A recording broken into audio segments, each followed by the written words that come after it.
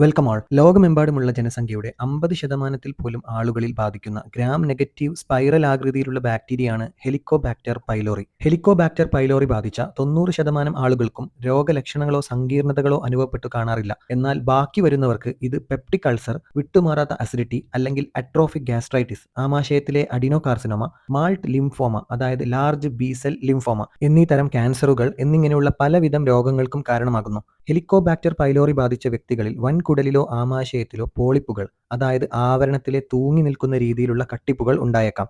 ഇവ സാധാരണ പ്രശ്നമുണ്ടാക്കാറില്ലെങ്കിലും കാലക്രമേണ പ്രത്യേകിച്ച് വൻകുടലിലെ പോളിപ്പുകൾ വൻകുടൽ ക്യാൻസറായി മാറിയേക്കാം. ഹെലിക്കോബാക്ടർ പൈലോറി അണുബാധയുടെ ലക്ഷണങ്ങളായ വയറുവേദന, ഓക്കാനം, ഛർദി എന്നിവയെല്ലാം നോൺ അൾസർ ഡിസ്പെപ്സിയ ലക്ഷണങ്ങളാണ്. എന്നാൽ ഇത്തരം ലക്ഷണങ്ങൾ തുടർന്ന് കാലക്രമേണ ആമാശയത്തിൽ അൾസർ അഥവാ മുറിവുകൾ വികസിച്ചാൽ അതിശക്തമായ വേദനയും മലത്തിലെ നിറംമാറ്റവും വിശപ്പില്ലായ്മയും ഉണ്ടായേക്കാം. കുട്ടിക്കാലത്തു തന്നെ ഹെലിക്കോബാക്ടർ പൈലോറി അണുബാധ ഉണ്ടാകുകയും ചികിത്സയുടെ അഭാവത്തിൽ അണുബാധ തുടരുകയും ചെയ്യുക എന്നതൊരു സാധാരണ സംഭവമാണ്. ഇവയുടെ സാന്നിധ്യം ആമാശയത്തിലെയും ഡുവോഡിനൽ ലൈനിങ്ങിനെയും അതായത് ആമാശയ ആവരണത്തെ പല സംവിധാനങ്ങളാൽ ദോഷകരമായി ബാധിക്കാറുണ്ട്. ഒന്നാമതായി ഹെലിക്കോബാക്ടർ പൈലോറി ഉൽപ്പാദിപ്പിക്കുന്ന രാസവസ്തുവായ അമോണിയ ആമാശയ ആവരണ കോശങ്ങൾക്ക് നേരെയുള്ള വിഷപദാർത്ഥമാണ്. കോശങ്ങളെ കൂടുതൽ നശിപ്പിക്കുന്ന പ്രോട്ടിയേസുകൾ, സൈറ്റോടോക്സിൻ അനുബന്ധ ജീൻ എ എന്ന CAGA പ്രോട്ടീൻ അടങ്ങിയ എച്ച് പൈലോറി സ്ട്രെയിൻ എന്നിവയുടെ സാന്നിധ്യം വീക്കമുണ്ടാക്കുകയും അർബുദത്തിന് കാരണമാകുകയും ചെയ്യാം. ഹെലിക്കോബാക്ടർ പൈലോറി പകരുന്നതിനുള്ള ഏറ്റവും സാധാരണയായ മാർഗം വായിലൂടെയുള്ള മൗത്ത് ടു മൗത്ത് ട്രാൻസ്മിഷൻ എന്ന രീതിയാണ്.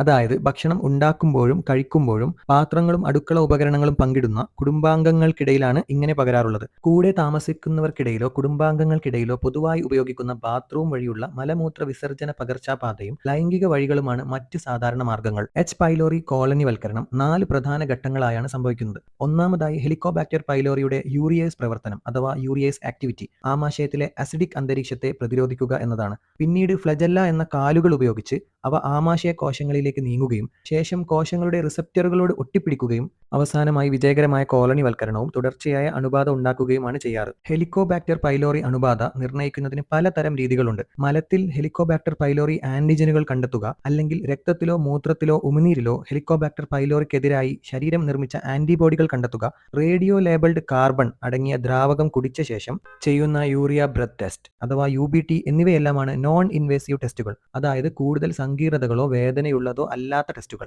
എന്നാൽ വയറിലേക്ക് കുഴലിറക്കി എൻഡോസ്കോപ്പിക് ബയോപ്സി വഴി അതായത് ആമാശയ കോശങ്ങളുടെ സാമ്പിളുകൾ ശേഖരിച്ച് കൾച്ചർ ചെയ്ത ശേഷം അണുബാധയുണ്ടാക്കിയ എച്ച് പൈലോറി ബാക്ടീരിയകളെ വളർത്തിയെടുക്കുന്നതാണ് രോഗനിർണയത്തിന് 100% പൂർണ്ണതയുള്ള ഒരേ ഒരു രീതി. ഇത്തരത്തിൽ ഹെലിക്കോബാക്ടർ പൈലോറി അണുബാധയുടെ സാന്നിധ്യം കണ്ടെത്തിയാൽ ട്രിപ്പിൾ റെജിമെൻ, ക്വാഡ്രപ്പിൾ റെജിമെൻ എന്നിങ്ങനെയുള്ള വിവിധ ആന്റിബയോട്ടിക്കുകളും ബിസ്മത്ത് ഗുളികകളും ഉൾപ്പെടുന്ന 2 ആഴ്ചയോളം നീളുന്ന പലതരം ചികിത്സാ രീതികളാണ് പ്രതിവിധി.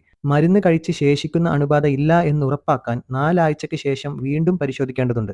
ഇതുകൊണ്ട് തന്നെ എല്ലാ അസിഡിറ്റിയെയും പോലെ വെറും ഗ്യാസിന്റെ ഗുളികകൾ മാത്രം കഴിക്കാതെ തുടർച്ചയായ അസിഡിറ്റി ഉള്ളവർക്ക് വ്യക്തമായ രോഗനിർണയം അനിവാര്യമായതുകൊണ്ട് നിങ്ങളുടെ ഡോക്ടറെ കണ്ടു വേണം മരുന്നുകൾ എടുക്കാൻ. Thank you for watching and subscribe for more.